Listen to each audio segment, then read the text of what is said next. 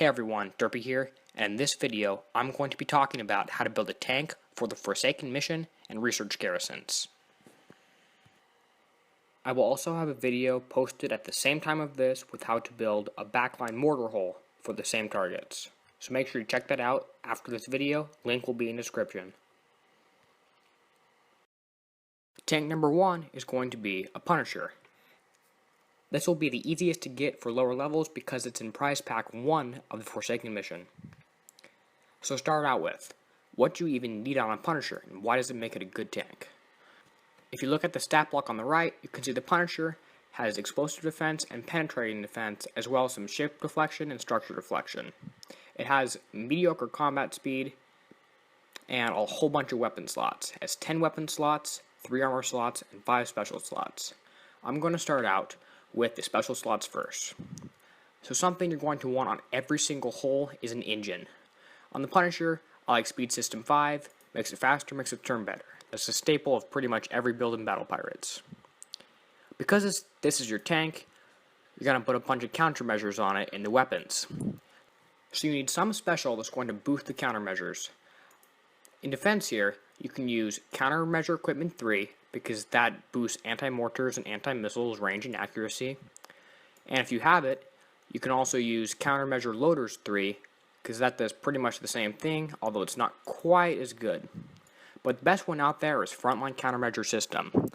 This gives you turret defense, countermeasure range, and accuracy for every single anti-mortar and anti-missile. Now for your second option, you're going to be wanting some defense against these targets. These targets are going to deal primarily missile and explosive damage. So if you have it, you want to use Alloy Armor MX3. This will give you explosive defense and penetrating defense. If you don't have that, you can always go to Research and use Reactive Armor 3 or Explosive Armor 3. But Alloy Armor 3 is pretty easy to get and it's much better. Now, for your next special, you're probably going to want some sort of evade. I like using Guidance Scrambler 3 because it gives 40% evade and it adds on a really low weight. Now, if you don't have Frontline Countermeasure System 3 and you're using Countermeasure Equipment 3, you're not going to get turret defense. So instead of this evade upgrade, I would actually use a different special, Siege Battery 3. Because even though it gives building damage and wall damage, which you're not going to use on your tank, it still gives you 50% turret defense. And the last special we're going to leave open for now because I'm going to talk about it later. Moving on to weapons. So these targets will launch a whole bunch of mortars and missiles at you. So to combat that, you need anti-mortars and anti-missiles. Let's start with anti-mortars. The best ones are Gale mortars. These are a limited component, so you might not have them. Gale 1, Gale 2, and Gale 3. I like Gale 2s because they don't weigh a whole bunch, and they provide a whole bunch of decent protection. If you don't have those, just use Gale 3s, which you probably won't have either, or you can use Hailstorm Ds. These ones have almost as good stats as Gales, but not quite as good. If you're really low level, you probably won't have those either, so you'll want to use Hailstorms A, B, or C. C weighs a lot, but it also is the best. I'm just going to throw a couple of those on there. Now, anti-missiles. You'll want to use Phalanx anti-missile. The higher you have, the better. If you have 4s, throw 2 or 3 of them on. If you only have 3s, throw more of those on. But we're going to need to change one of these specials to be a spotter weapon. This spotter weapon will help us outrange turrets, which is completely necessary for these targets. You want to have the highest range possible so you can outrange these. Missiles are super good for that.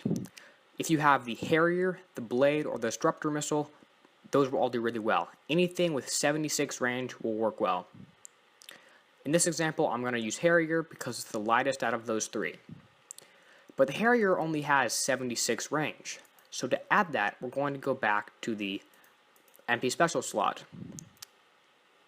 And we're going to increase it with the Solid Fuel Booster 3, which adds 30% missile range. Guidance Scrambler 3 also does the same thing, but there's no reason why anyone would have Guidance Scrambler 3 without having Solid Fuel Booster 3 because it's researchable. Now, like I said, if you have anti-missile 4s, you should use those instead. So we're almost done here. All we need now is armor. So like I said, these targets are dealing mortar damage and missile damage. So to combat that, you're going to want to use defense, M or X armor. You can see M here gives penetrating defense, and X gives explosive defense. Now there are various levels like D1M, D3M, D4M, D5M. The highest you have is probably the best one, so you want to use 1 plate of M or 2 plates of M, and then 1 or 2 plates of X. If you don't have D5 here, you can just use D1 or D2 or anything really. But make sure you're using M or X. So this build here is kind of decent. Like I said, if you add in a whole bunch of countermeasures, it might go overweight, so you'll have to shift some of them down a little bit. If you don't have any of this tech, you can just use different versions of it. A lot of it is available in the FM. I'm using Countermeasure Equipment 3 and Siege Battery 3 here, which is not the best, but realistically, people probably aren't going to have Frontline Countermeasure System, because that is a pretty high tier special. It's going to be kind of hard to unlock. But if you do have it, just switch out Siege Battery and Countermeasure Equipment 3 for Frontline Countermeasure System, and if you have extra room, you can add in Extra Evade. These builds should be decent for you, although you might have to shift a little bit of weight around, especially if you only have Shipyard 1 or 2. I have the highest level Shipyard and the highest level dock here. So this Punisher builds in about 17 days. You'll be able to use tokens from the Forsaken mission, there's some in their prize pool, 2 to speed it up. This Punisher will work pretty well. It worked in the raid for all targets except for the level 100s. In the 80s, it worked fine. But remember, spotter weapon, anti-missiles, anti-mortars, X armor, M armor, and you want an engine if you don't have speed system 3, speed system 4, 3, any of that stuff will work, but the higher the better. You want alloy armor MX3 to defend against explosive and missile, guidance scrambler 3, that helps with extra evade, solid fuel booster 3 is to increase the spotter weapon range, and frontline countermeasure system adds countermeasure accuracy, range, and it also adds turret defense. So, let's move on to our next tank. This one is going to be kind of a strange one. It's the Tideseeker. This one builds pretty much the same as the Punisher, but it has a whole bunch of extra weapon slots. And in those, I'm going to take advantage and use the same build as the Punisher, but more anti-mortars. And hopefully one more anti-missile. The Tideseeker does have a kind of lower weight capacity, so I'm going to shift down my armor and use some D1M instead, so it fits. Now this will be a pretty decent build for the Tideseeker. It's going to be faster than the Punisher with 37 combat speed. It's going to have more weapon slots to shoot down more stuff. It also builds in less time because I shifted the armor down. You can even do that on the Punisher too. It's super important. Again, spotter missile with solid fuel booster 3. If you don't have this Harrier, you can always use a 92 range launcher, like any of these. Now, what can do the very highest target? For this, you're going to need a Zelos. And if you have the Zelos, you're probably going to have a bunch of high-tech stuff in the game. So I'm going to use a couple Gale 3s or Hell Ds instead of this. You'll still want about 4 or 5 of them on your ship, because you need to shoot down a whole bunch of anti-mortars.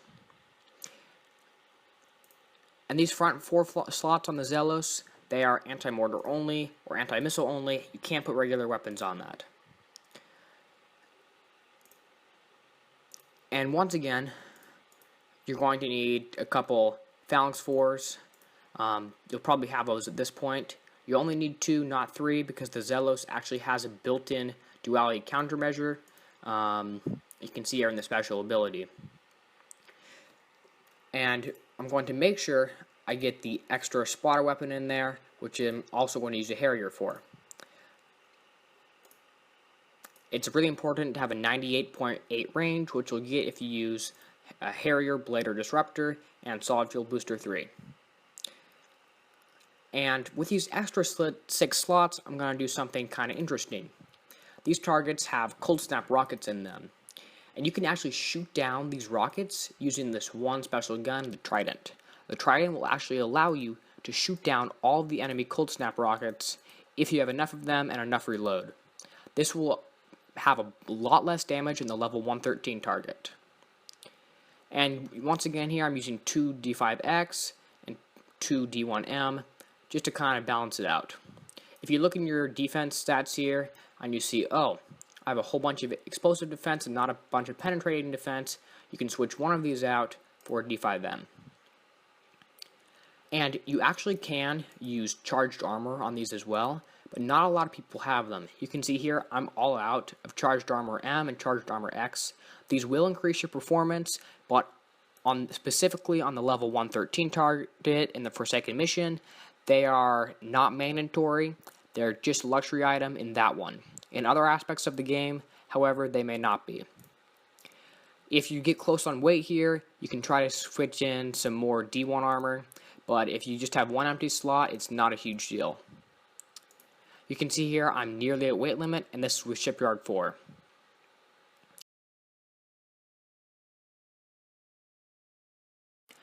So just to recap the whole thing in general. On a tank, you want M or X armor to defend against that damage type. You want anti-missiles and anti-mortars, and if you have enough weapon space, anti-rockets. You'll need a spotter weapon on every single tank, and for specials, you'll want an engine, defense, which would ideally be MX3, evade if you can manage it, and you also want countermeasure accuracy and countermeasure range, which is either a frontline countermeasure system or countermeasure equipment, and you also want turret defense, which is, again, the frontline countermeasure system, or if you don't have that, you can use Siege Battery 3. And you also want Solid Fuel Booster 3 to increase the range of your missile to use to outrange turrets. I hope this video helped you. Check out my mortar hole video, which will go live at the same time as this. And if you want more Battle Pirate strategy, content, and theory, make sure you subscribe. If this video helped you, consider leaving a like. Thank you.